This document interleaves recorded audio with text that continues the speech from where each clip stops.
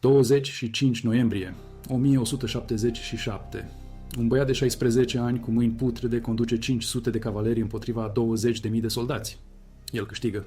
Complet. Este cea mai statistic imposibilă victorie din istoria medievală. Și chiar s-a întâmplat, pentru că Balduin al IV-lea, regele lepros al Ierusalimului, nu a câștigat doar o bătălie la Montgisard. A spulberat nucleul armatei profesioniste a lui Saladino atât de temeinic încât sultanul a fugit pe un cămilă de curse prin deșertul Sinai și a privit cum 90% din forța sa a murit de sete în nisip. Veți vedea exact cum 375 de cavaleri cruciați au anihilat o forță de invazie de 50 de ori mai mare. Veți descoperi de ce Saladino, unul dintre cele mai mari minți militare ale istoriei, a permis armatei sale să se răspândească pe 20 de mile de teritoriu, inamic fără cercetași.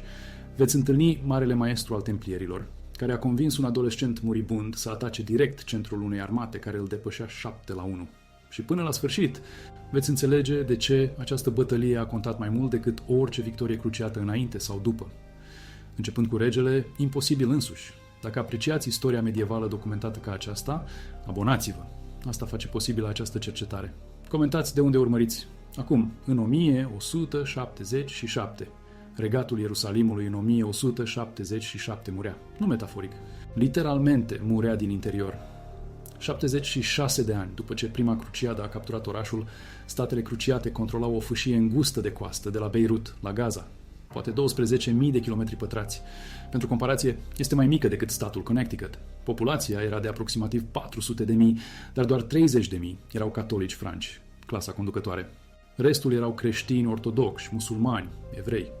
Regatul putea mobiliza, la maximă mobilizare, aproximativ 2.000 de cavaleri și 12.000 de infanteriști. Aceasta este întreaga forță militară, total, și era înconjurat. La nord, Comitatul Tripoli și Principatul Antiohiei, tehnic aliate, dar politic fracturate. La est și sud, Sultanatul Aiubid. Saladino unificase Egiptul și Siria sub domnia sa până în 1174. Armata sa, profesionistă, călită în luptă, finanțată din taxele pe cereale din Egipt și rutele comerciale din Siria. El putea ridica armate de 20 până la 30.000 ori de câte ori avea nevoie. Cruciații erau depășiți numeric, subfinanțați. Și regele lor era un adolescent de 16 ani cu lepră. Balduin al IV-lea a fost diagnosticat la vârsta de 9 ani. Tutorele său, William de Tiro, care mai târziu a devenit istoricul oficial al regatului și sursa noastră principală, a observat-o primul. Băiatul nu simțea durere în mâna dreaptă. Lepra nu începe cu descompunere vizibilă, începe cu moartea nervilor. Până în 1177, Balduin pierduse senzația în ambele mâini și pe față. Mâna sa dreaptă se curba într-un ghețar, nu putea strânge o sabie, ținea frâiele doar cu mâna stângă și conducea armate. Iată contextul care face Montgisard de neînțeles. Septembrie 1177. Contele Filip de Flandra a sosit în Țara Sfântă cu o forță mare, bine echipată din Europa, trupe proaspete, comandant experimentat. Balduin a propus o campanie comună spre sud, în Egipt, pentru a lovi baza economică a lui Saladino. Filip a refuzat. El dorea glorie în nord, asediind orașe în Siria, așa că a luat jumătate din forțele disponibile ale regatului și a mărșăluit spre Harim, lăsând granița de sud a Ierusalimului expusă. Saladino a observat imediat. 18 noiembrie 1177. Saladino a traversat din Egipt în teritoriul cruciat cu 26.000 de oameni, 12.000 de cavalerie de elită, mamlaci și călăreți curzi, nucleul puterii sale militare, 14.000 de trupe auxiliare și infanterie, mii de cămile transportând provizii. Acesta nu a fost un raid. Aceasta a fost o invazie menită să captureze Ierusalimul în timp ce armata cruciată era divizată. Balduin avea 375 de cavaleri disponibili. Atât. Majoritatea forțelor regatului erau în nord cu Filip. Garnizoanele templierilor și ospitalierilor erau împrăștiate pe fortărețe de la Crac des Chevaliers la Gaza. Balduin s-a mutat pentru a-l intercepta pe Saladino la Gaza cu forța sa mică. Nu l-a interceptat. Saladino a ocolit Gaza complet și a mărșăluit spre nord, spre Ramla și Ierusalim. 22 noiembrie, Balduin s-a retras în fortăreața Ascalon de pe coastă. Saladino a asediat pe scurt orașul, a realizat că va dura săptămâni să-l înfometeze și a luat decizia fatală. A abandonat asediul și a continuat spre nord, permițând armatei sale să se disperseze pentru furajare și jaf. Aici devine posibilă bătălia. 1177 a fost unul dintre cei mai secetoși ani din ultimul secol. Știm asta din analiza inelelor copacilor și din nucleele de sedimente prelevate din Marea Galilei, în 2014. Seceta însemna că Saladino nu putea ține 26.000 de oameni și cai concentrați într-un singur loc. Ar fi epuizat hrana și apa locală în câteva zile, așa că le-a permis să se răspândească pe o rază de 20 de mile. Procedură standard când crezi că inamicul este prins într-o fortăreață și incapabil să te amenințe. Elementele sale de avangardă se apropiau de Ramla, la 15 mile de Ierusalim. Ariergarda sa era încă la sud, lângă Ibelin. Armata era o coloană întinsă, nu o formație de luptă. 25 noiembrie dimineața, Balduin și 80 de cavaleri templieri sub marele maestru Odo de Saint-Amand au ieșit din Ascalon și au început să urmărească corpul principal al lui Saladino. Au mărșăluit spre nord, pe drumul de coastă, rămânând ascunși. Au adunat cavaleri suplimentari din garnizoana de la Ibelin. Balian de Ibelin și-a contribuit forța de casă. Forța totală acum, aproximativ 500 de cavaleri și poate 2000 de infanteriști. Încă depășiți numeric de 50-1, dar Saladino nu știa că vin. Miezul zilei, 25 noiembrie. Cercetașii cruciați au localizat forța principală a lui Saladino lângă un loc numit Mont Gisard, identificat de William de Tiro ca Mons Gisardi, dealul fortăreței de lângă Telgezer, coordonate moderne, 30 și 1.86 nord, 30 și 4.90 și 2 est. Armata aiubidă traversa o ravină la baza dealului. Sondajele arheologice efectuate în 2020 și 1 au confirmat că ravina este mai îngustă decât se credea anterior, aproximativ 40 de metri lățime la punctul de traversare. Armata era întinsă, vulnerabilă, în formație de marș, nu în desfășurare de luptă. Balduin și-a chemat comandanții. Episcopul de Betlehem călătorea cu armata, purtând adevărata cruce, cea mai sacră relicvă din regat, considerată a fi un fragment din crucea reală a răstignirii lui Hristos. Balduin s-a proșternut în fața relicvei. William de Tiro, care îl cunoștea personal pe Balduin și probabil a auzit asta de la martori oculari, descrie regele rugându-se pentru victorie sau moarte. Apoi s-a ridicat și a montat calul, probabil legat într-o șa cu șezut înalt, deoarece picioarele sale aveau senzație limitată, și a dat ordinul de atac. 500 de cavaleri au format o pană. Templierii în față, mantalele lor albe cu cruci roșii vizibile de la kilometri distanță. Balduin în centru, adevărata cruce purtată alături de el. Rainald de Chatillon, unul dintre cei mai agresivi comandanți din regat, pe aripa dreaptă. Au coborât dealul în galop complet. Tehnica lăncii înfipte, bețe de frasin de 3 metri cu vârfuri de oțel, ținute rigid sub braț, livrând energia cinetică combinată a calului și călărețului într-un singur punct. Fizica este brutală. Un cal de război de strier cântărește 600 de kilograme. În galop complet, poate 15 metri pe secundă. Adaugă un cavaler în armură, încă 100 de kilograme. Forța de impact a unui singur cavaler în galop este de aproximativ 10.000 de newtoni.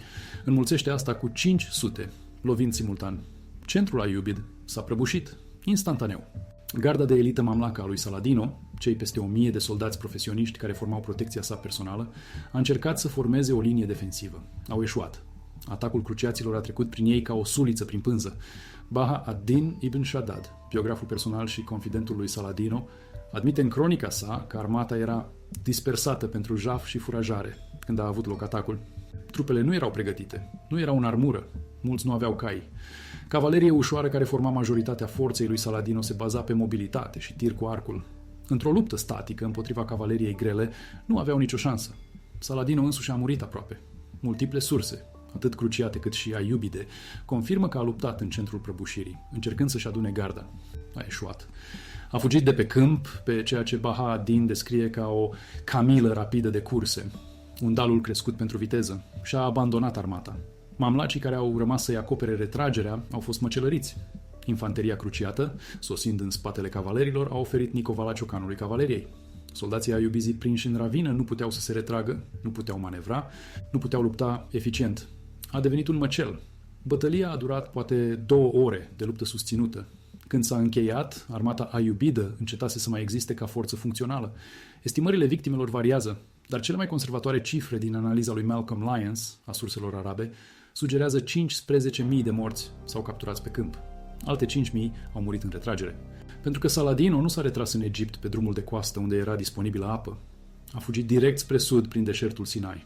O furtună de ploaie a lovit în timpul retragerii, în mod normal o binecuvântare, dar în deșert a transformat wadiurile în inundații rapide. Oameni s-au înecat, cai au colapsat. Majoritatea supraviețuitorilor au murit de sete în următoarele 10 zile. Saladino a ajuns la Cairo pe 8 decembrie cu o fracțiune din forța sa originală. Baha ad-Din înregistrează că sultanul a fost atât de devastat încât a luat în considerare abdicarea. Consecințele politice au fost imediate. Reputația lui Saladino ca comandant invincibil a fost spulberată. Planurile sale de a cuceri Ierusalimul au fost amânate cu un deceniu și Balduin, adolescentul lepros muribund, a devenit o legendă. Victoria a fost atât de improbabilă încât atât cronicarii cruciați cât și cei musulmani au numit-o un miracol. William de Tiro îi atribuie intervenția divină, istoricii moderni îi atribuie surpriza tactică, avantajul terenului și supraîncrederea catastrofală a Iubidă. Dar iată ce face Montgisard, important dincolo de rezultatul militar, imediat. Balduin mai avea poate 5 ani de trăit, lepra s-a progresat. Până în 1183 ar fi fost orb și incapabil să meargă.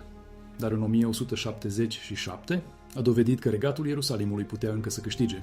Acea singură încărcătură disperată a cumpărat regatului încă un deceniu de supraviețuire. L-a forțat pe Saladino să-și reconstruiască armata de la zero și a stabilit șablonul pentru cum o forță masiv depășită numeric putea învinge un inamic superior prin tactici de șoc și sincronizare perfectă. Întrebarea nu este dacă 500 de cavaleri puteau învinge 20.000 de soldați. Au făcut-o.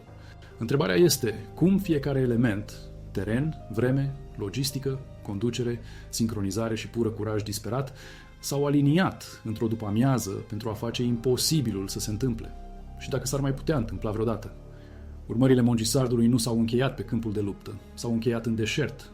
Și ce s-a întâmplat acolo dezvăluie de ce această victorie a contat mai mult decât sugerează cifrele. 1 decembrie 1177, 6 zile după bătălie. Coloana de retragere a lui Saladino se întindea pe 40 de mile de pustietate Sinai. Nici o formație organizată, nici un tren de aprovizionare. Doar grupuri împrăștiate de supraviețuitori care se clătinau spre sud, spre Egipt. În drumul de coastă, ruta logică cu acces la apă a fost abandonat. Prea expus, prea vulnerabil la urmărirea cruciată. Așa că Saladino a ales deșertul, ruta mai rapidă, ruta fatală. Iată ce face retragerea extraordinară.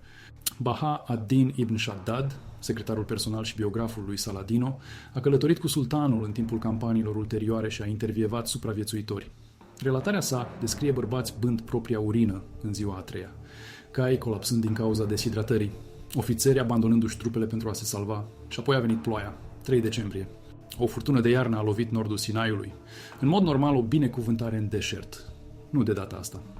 Wadiurile, albile râurilor uscate care traversează regiunea, s-au transformat în inundații rapide în câteva minute. Studii hidrologice moderne ale Sinaiului, publicate într-un articol din 2014 de cercetători de la Universitatea din Tel Aviv, confirmă că furtunile de iarnă din această regiune produc inundații care ating viteze de 15 km pe oră, ziduri de apă înalte de 3 metri, fără avertisment, fără scăpare dacă ești prins în albia unui wadi. Baha ad-Din înregistrează că companii întregi s-au necat, nu în luptă, în deșert. Bărbați care au supraviețuit Montgisardului au murit în inundații rapide pentru că erau prea epuizați pentru a urca pe teren înalt. Garda mamlacă, cei peste 1000 de cavaleri de elită care formau protecția personală a lui Saladino, a fost efectiv distrusă. Unii au murit la Montgisard, majoritatea au murit în Sinai. Până când Saladino a ajuns la Cairo pe 8 decembrie, avea poate 2000 de oameni, dintr-o armată de 26.000. Acum execută această adaptare perfect. Dar iată detaliul care ne schimbă înțelegerea impactului bătăliei. Saladin nu a pierdut doar soldați, și-a pierdut reputația. În cultura militară islamică medievală, autoritatea unui comandant se baza pe victorie constantă, vizibilă. Saladin petrecuse 3 ani, de la 1174 la 1177, construindu-și imaginea de lider care va recuceri Ierusalimul. Unificase Egiptul și Siria. Învinse facțiuni musulmane rivale. Se poziționase ca fiind cuceritorul inevitabil al statelor cruciate. Montgisard a spulberat acea narațiune, complet. În câteva săptămâni, Saladin s-a confruntat cu provocări la adresa autorității sale din partea emirilor din Alep și Mosul. Proprii săi ofițeri i-au pus la îndoială judecata. O cronică arabă contemporană, Kitab al-Raudatain de Abu Shama, scris în secolul al XIII-lea, înregistrează că dușmanii lui Saladin își băteau joc de el numindu-l sultanul care a fugit pe cămilă. Daunele politice au fost mai mari decât pierderea militară. Și Balduin știa asta. Leprosul de 16 ani înțelegea că Montgisard nu a fost doar o victorie tactică. A fost un punct de cotitură strategic. În decurs de o lună de la bătălie, Balduin a lansat raiduri pe teritoriul sirian, nu campanii majore. În lovituri calculate, menite să demonstreze că regatul Ierusalimului era încă capabil de acțiuni ofensive, că statele cruciate nu mureau, că Saladin nu era invincibil. Raidurile au funcționat. Până la începutul lui 1178, Saladin a fost forțat să cheltuiască resurse pentru a-și reconstrui armata în loc să atace Ierusalimul. A trebuit să le dovedească emirilor săi că încă putea câștiga bătălii, așa că a lansat o campanie împotriva unor fortărețe cruciate mai mici din nord. Victorii incrementale, victorii sigure, nimic care să riște o altă înfrângere catastrofală. Aici devine vizibil impactul pe termen lung. Mongizar a cumpărat regatul Ierusalimului 10 ani. Nu prin distrugerea capacității lui Saladin de a ridica armate, putea oricând să recruteze mai mulți soldați, prin distrugerea impulsului său. În 1177, Saladin era poziționat să cucerească Ierusalimul în 2 ani. După Mongizar, nu a mai încercat o invazie majoră până în 1187, un deceniu întreg mai târziu. De ce întârzierea? Pentru că Mongizar a dovedit că atacul cavaleriei grele cruciate, atunci când este executat cu sincronizare perfectă și avantaj de teren, putea anihila o forță mult superioară. Saladin a trebuit să dezvolte contratactici. A trebuit să-și antreneze armatele să evite să fie prinse în formație de marș. A trebuit să reconstruiască garda Mamluk de la zero. Toate acestea au necesitat timp, ani. Și în acei ani, Baldwin, în ciuda stării sale de sănătate în deteriorare, a menținut Regatul Unit. Până în 1183, Baldwin era orb. Mâinile și picioarele îi erau complet amorțite. Nu putea merge, nu putea călări, nu putea ține o armă. Fața îi era atât de desfigurată încât purta o mască în public. Și totuși a rămas rege. A rămas simbolul rezistenței. Pentru că Mongisard îl transformase într-o legendă. Leprosul care l-a învins pe Saladin, băiatul muribund care a salvat Ierusalimul. Baldwin a murit în 1185. 2 ani mai târziu, Saladin a lansat campania care a culminat cu bătălia de la Hattin, 4 iulie 1187. De data aceasta, Saladin a câștigat, decisiv. A capturat Ierusalimul pe 2 octombrie 1187, exact 10 ani și 10 luni după Mongisard. Regatul pe care Baldwin l-a salvat cu un singur atac disperat a căzut în cele din urmă. Dar acei 10 ani au contat. Au permis mobilizarea celei de-a 3-a cruciade. Ricard din Mădeleu, Filip Augustus al Franței, Frederic Barbarossa. Răspunsul masiv european care a recucerit coasta și a stabilit un nou regat al Ierusalimului. Mai mic, care a supraviețuit până în 1291.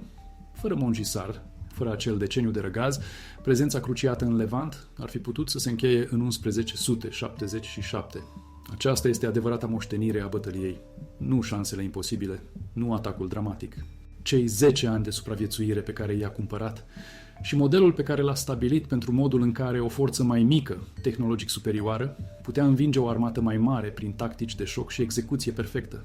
Un model pe care istoricii militari îl studiază până în ziua de azi, pentru că întrebarea nu este dacă s-ar fi putut întâmpla. S-a întâmplat. Întrebarea este dacă condițiile specifice care au făcut-o posibilă, teren, vreme, logistică, conducere, sincronizare, s-ar putea alinia vreodată din nou atât de perfect. Iată de ce Mongisar contează și astăzi, de ce Academii Militare de la West Point la Sandhurst predau această bătălie, de ce deciziile tactice specifice luate în 1177 apar în manualele de doctrină modernă. Pentru că principiile care au făcut posibil imposibilul nu s-au schimbat. Șoc, viteză, sincronizare, teren și dorința de a risca totul într-un singur moment. Atacul cavaleriei grele de la Mongisard nu a fost doar brutalitate medievală, a fost fizică pusă în aplicare. Analiza modernă realizată de Academia Militară Regală de la Sandhurst, publicată într-un studiu din 2019 despre războiul montat, a calculat efectul exact de multiplicare a forței. 500 de cavaleri, atacând în formație, nu livrează 500 de impacturi individuale.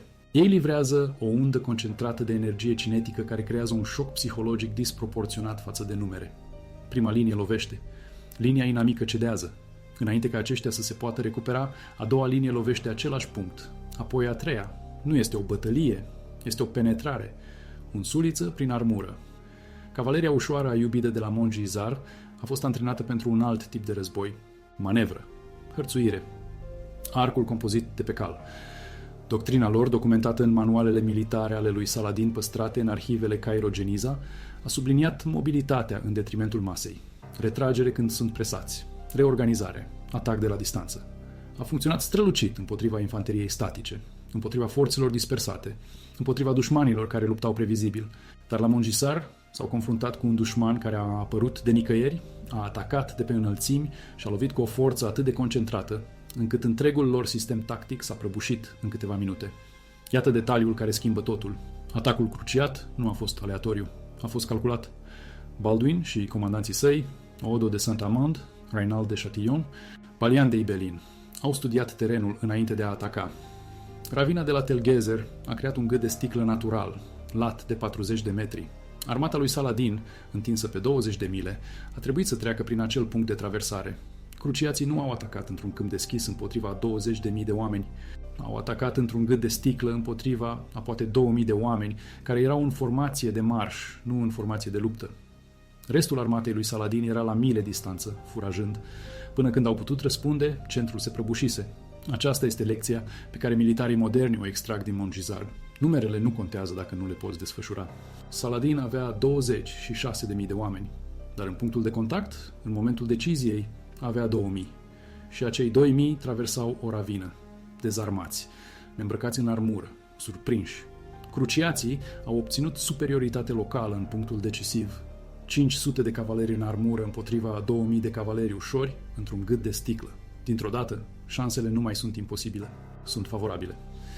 Forțele de apărare israeliene au studiat Montgizard extensiv în anii 60 și 70.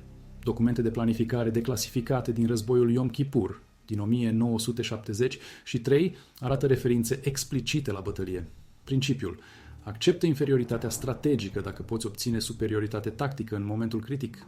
Israelul din 1973 era înconjurat de armate mai mari: Egipt, Siria, Iordania. Forțele arabe combinate depășeau numeric forțele israeliene cu aproximativ 3-1. Dar doctrina israeliană a subliniat mobilizarea rapidă, liniile interioare și loviturile concentrate asupra punctelor slabe. Montgizard la scară largă. Strategia a funcționat. Israelul a supraviețuit. Paralela nu este exactă, dar principiul este identic. Folosește viteza și concentrarea pentru a compensa dezavantajul numeric. Dar Montgizard predă și o lecție mai întunecată. Lecția pe care Saladin a învățat-o în Sinai. Supraîncrederea ucide. Saladin a fost unul dintre marii comandanți ai istoriei. Unificase Egiptul și Siria, învinse rivalii interni, a construit o armată profesionistă și la Montgizard a făcut o eroare catastrofală.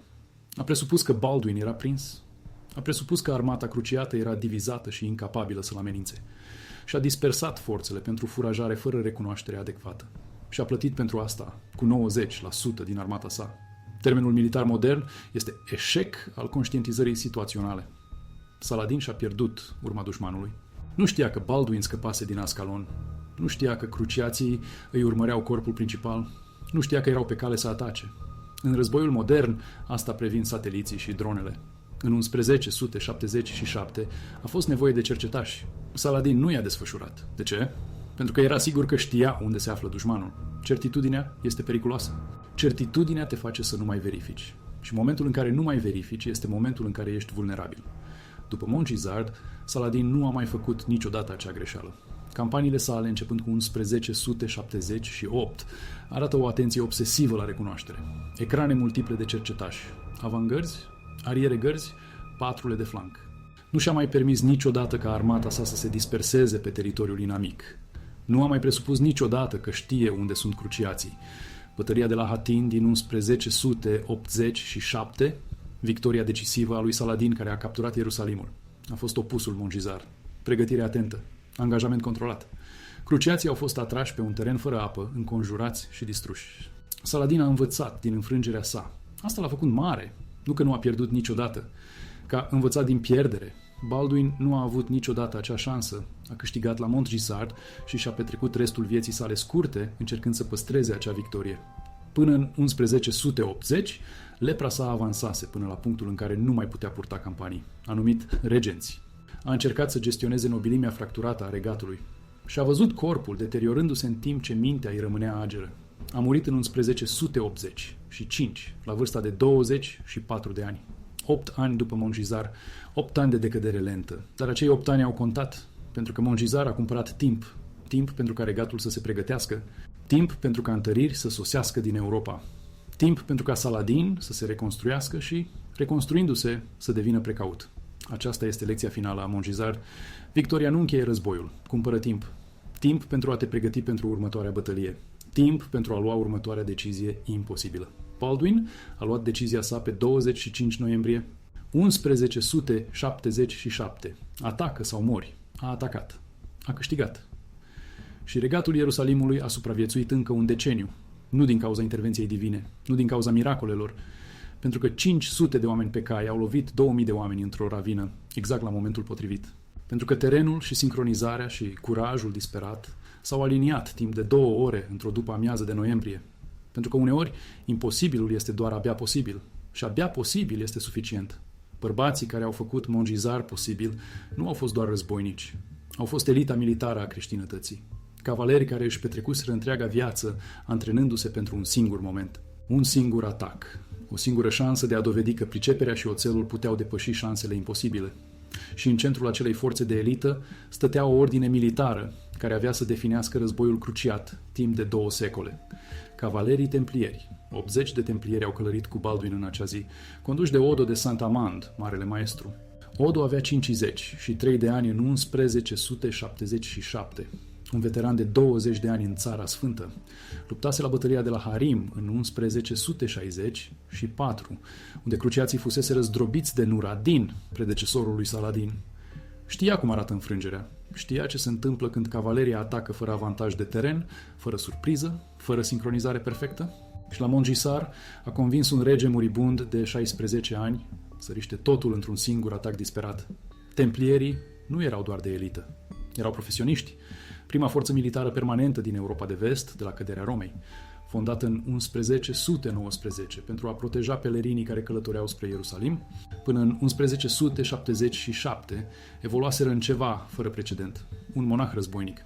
Călugări care depuseseră jurăminte de sărăcie, castitate și ascultare, care, întâmplător, erau și cea mai eficientă cavalerie grea din lumea medievală. Se antrenau zilnic, își mențineau echipamentul la standarde obsesive, urmau o regulă militară, regula latină a templierilor, care specifica totul, de la cum să aibă grijă de cai până la când era permisă retragerea, ceea ce era aproape niciodată. Cercetările lui Helen Nicholson despre templieri, publicate în monografia sa din 2001, detaliază doctrina lor tactică. Templierii luptau în formație, întotdeauna. Un cuneu de 10 până la 20 de cavaleri, călărind genunchi la genunchi cu lănciile aplecate. Scopul nu era gloria individuală, era impactul colectiv, energie cinetică maximă livrată unui singur punct. La Mongisar, acei 80 de templieri au format vârful suliței, prima linie care a lovit garda mamlucă a lui Saladin și au sfărâmat-o. Acum executați această adaptare perfect. Dar templierii nu erau singura forță de elită pe acel câmp. Rainald de Chatillon a comandat aripa dreaptă. Rainald a fost una dintre cele mai controversate figuri din istoria cruciadelor. Brutal, agresiv, absolut neînfricat. Fusese capturat de forțele musulmane în 1160 și a petrecut 16 ani într-o închisoare din Alep, 16 ani în lanțuri. Când a fost în sfârșit răscumpărat în 1176, s-a întors în regatul Ierusalimului mai dur, mai rău și mai dispus să riște decât orice alt comandant. La Mongisar, acea agresiune era exact ceea ce avea nevoie Baldwin, cineva dispus să atace un raport de 7-1 fără ezitare. Balian de Ibelin a condus aripa stângă. Balian era opusul lui Rainald, prudent, diplomat, un administrator abil care prefera negocierile în locul bătăliei, dar era și cavaler, antrenat din copilărie. Și când Baldwin a cerut voluntari la Ibelin, Balian și-a contribuit întreaga forță a gospodăriei, poate 50 de cavaleri, retainerii săi personali, oameni care îi juraseră credință, care l-ar fi urmat în moarte sigură dacă le-ar fi cerut. Și le-a cerut. Iată ce face remarcabilă structura de comandă a cruciaților la Mongisar. Acești oameni nu erau de acord aproape în privința a nimic. Odo credea în expansiunea agresivă a templierilor. Rainald dorea să jefuiască adânc în teritoriul musulman. Balian susținea tratatele de pace și soluțiile diplomatice. În circumstanțe normale, abia puteau sta în aceeași cameră. Dar pe 25 noiembrie 1177 au funcționat ca un comandament unit, pentru că Baldwin, 16 ani, murind de lepră, i-a ținut uniți prin simpla forță a voinței. Cavalerii cruciați de la Mongisar nu luptau doar pentru teritoriu, luptau pentru supraviețuire, pentru familiile lor, pentru casele lor. Nobilimea francă a regatului Ierusalimului era formată din coloniști de-a doua și a treia generație. Născuți în Levant, vorbeau araba, mâncau mâncare locală. se căsătoreau în familii creștine, bizantine și armene. Aceasta era țara lor, nu o patrie europeană îndepărtată. Iar invazia lui Saladin amenința să șteargă tot ce construiseră în 76 de ani. Acea disperare a creat coeziune. Templierii au oferit disciplină. Rainald a oferit agresivitate. Balian a oferit stabilitate, iar Baldwin a oferit legitimitate. Regele muribund care a refuzat să se predea, care a intrat în luptă, deși mâinile nu-i puteau strânge o sabie, care s-a proșternut în fața crucii adevărate și s-a rugat pentru victorie sau moarte. Acea imagine, surprinsă în cronica lui William de Tir, a devenit punctul de adunare. Nu tacticile, nu strategia, credința, curajul, dorința de a muri mai degrabă decât de a se retrage. Atacul în sine a durat poate 10 minute. 500 de cavaleri lovind 2000 de soldați aiubizi într-un gât de sticlă de 40 de metri. Fizica a fost brutală. Prima linie de templierii a lovit prima. Lănci au străpuns armura de zale și pielea. Caii au călcat în picioare oamenii care cădeau. A doua linie a lovit înainte ca mamelucii să se poată reforma, apoi a treia, val după val de oțel și carne de cal. Centrul aiubit nu doar că s-a rupt, s-a dezintegrat. Oamenii au fugit, au aruncat armele, au încercat să iasă din ravină, iar infanteria cruciată, sosind minute mai târziu, a transformat retragerea în masacru. Garda personală a lui Saladin a încercat să reziste. Bahad Din îi descrie formând un cerc defensiv în jurul sultanului. Soldați profesioniști care își făceau treaba, cumpărând timp pentru ca Saladin să scape. Au murit până la ultimul om. Saladin a fugit pe cămila sa de curse. Sultanul care unificase Egiptul și Siria, care se poziționase ca recuceritor al Ierusalimului, fugind pentru viața sa prin teritoriul inamic, în timp ce armata sa se prăbușea în spatele lui. Acesta este costul uman al Mongisardului. 15.000 de soldați aiubiți morți pe câmp, încă 5.000 morți în Sinai, 20.000 de oameni, majoritatea recruți, fermieri și meșteșugari forțați să se înroleze. Oameni care nu aveau de ales decât să-și urmeze sultanul în luptă și au murit pentru că Saladin a făcut o greșeală, pentru că și-a dispersat forțele, pentru că nu a desfășurat cercetași, pentru că era sigur că inamicul era prins și incapabil să-l amenințe. Cruciații au pierdut mai puțin de 200 de cavaleri. Remarcabil. Aproape imposibil. Dar victoria a venit cu un preț. Mulți dintre supraviețuitori au fost răniți, oase rupte de la impactul atacului, tăieturi de la săbiile mamelucilor, epuzare de la 2 ore de luptă susținută în armură completă. Și Baldwin însuși, deja muribund, și-a împins corpul dincolo de limite. William de Tir înregistrează că regele abia putea coborî de pe cal după bătălie, că mâinile îi sângerau, că a trebuit să fie transportat înapoi la Ierusalim pe o litieră. Dar au câștigat, împotriva șanselor imposibile, împotriva unei armate profesioniste de 50 de ori mai mari. Au câștigat, pentru că fiecare element s-a aliniat. Teren, moment, conducere, curaj și disperare. Cunoașterea că retragerea însemna sfârșitul regatului, că acesta era momentul. Atacă sau mori. Au atacat. Și regatul Ierusalimului a supraviețuit încă un deceniu. Mongizar nu a salvat doar Ierusalimul în 1177, a creat un mit. O poveste atât de improbabilă încât ambele părți s-au chinuit să o explice. Și miturile au putere. Ele modelează modul în care luptă armatele, cum gândesc comandanții, cum supraviețuiesc regatele când supraviețuirea pare imposibilă. În săptămânile de după bătălie, povestea s-a răspândit în toată creștinătatea. Un rege lepros adolescent, 500 de cavaleri, 20.000 de invadatori anihilați. Crucea adevărată purtată în luptă, intervenție divină, miracol. Narațiunea era perfectă, prea perfectă. De aceea istoricii au petrecut secole încercând să separe faptele de legendă. Și iată ce au găsit. Miracolul nu a fost divin, a fost tactic. Fiecare element care a făcut Mongisarul posibil a putut fi urmărit până la decizii umane.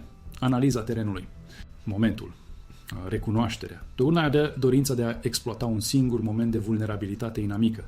Dar mitul a contat mai mult decât faptele, pentru că mitul a schimbat comportamentul. După Mongisard, comandanții cruciați au crezut că imposibilul este realizabil, că credința și curajul pot depăși dezavantajul numeric, că un atac perfect poate spulbera un imperiu. Și au avut dreptate, uneori. Problema este că Mongisardul a fost irepetabil.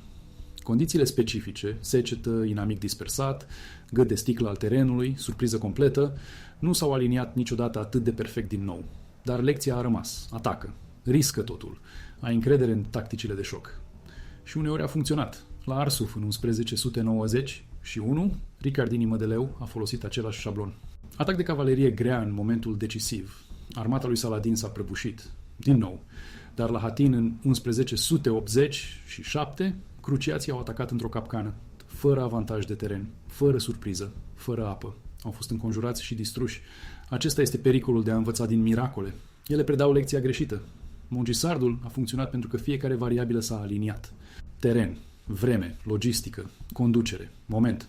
Elimină orice element și atacul eșuează, dar mitul l-a simplificat, curajul învinge, credința cucerește.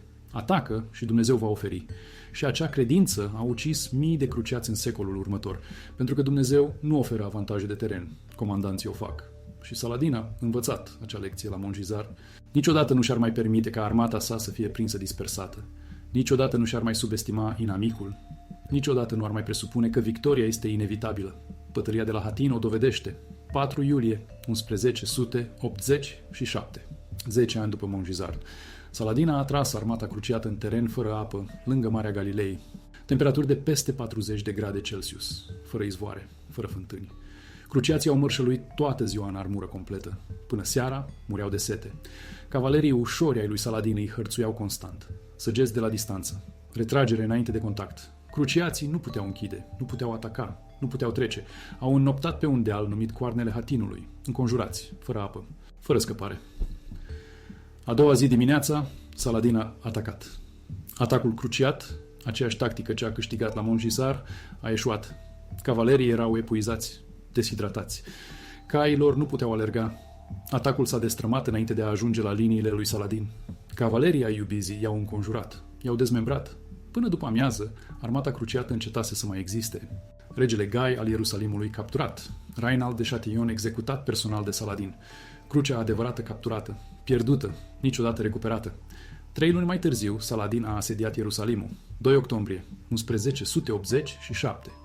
Orașul s-a predat. Regatul pe care Balduin l-a salvat la Mongisar dispăruse. Dar iată detaliul care contează. Saladin nu a masacrat populația. Nu a ars orașul. A permis locuitorilor franci să se răscumpere și să plece. Balian de Ibelin, care luptase la Mongisar, care condusese aripa stângă a acelui atac imposibil, a negociat predarea. Și Saladin a respectat termenii. De ce? Pentru că Mongisardul îl învățase respect. Cruciații încă puteau lupta, încă puteau câștiga, încă puteau provoca înfrângeri catastrofale dacă erau subestimați. Saladin nu a uitat niciodată asta. Chiar și în victorie a rămas precaut. Acea precauție a salvat vieți. La asediul Acrei în timpul celei de-a treia cruciade, 1180 și 9 până la 1190 și 1, Saladin ar fi putut asalta orașul de mai multe ori. Ar fi putut copleși apărarea cruciată prin număr pur. Nu a făcut-o. A așteptat. A manevrat. A evitat asalturile directe. Pentru că Mongisardul îi arătase ce se întâmplă când presupui că victoria este sigură. Pierzi 90% din armata ta în deșert. Așa că Saladin a jucat la siguranță. Și cruciații au ținut Acra. Au recucerit coasta. Au stabilit un regat al Ierusalimului nou, mai mic, care a supraviețuit încă un secol. Aceasta este adevărata moștenire a Mongisardului. Nu victoria imposibilă. Precauția pe care a creat-o. Respectul pe care l-a forțat. Deceniul de supraviețuire pe care l-a cumpărat. Și șablonul pe care l-a stabilit pentru cum o forță masiv depășită numeric putea învinge un inamic superior printr-o execuție perfectă în momentul decisiv. Armatele moderne studiază Mongisardul pentru că principiile rămân valabile.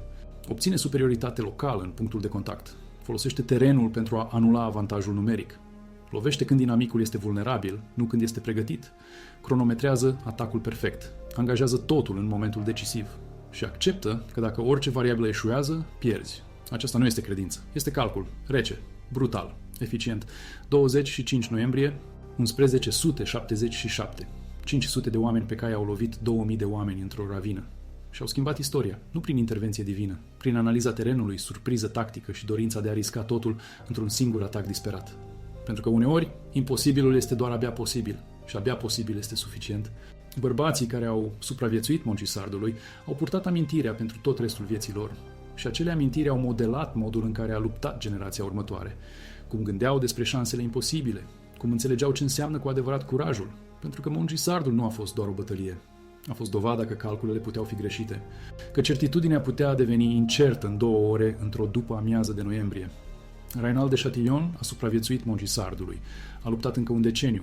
La bătălia de la Hattin, în 1187, a fost capturat de forțele lui Saladin, adus în fața sultanului în cortul său, oferit apă, care în obiceiurile islamice însemna milă. Rainald a refuzat.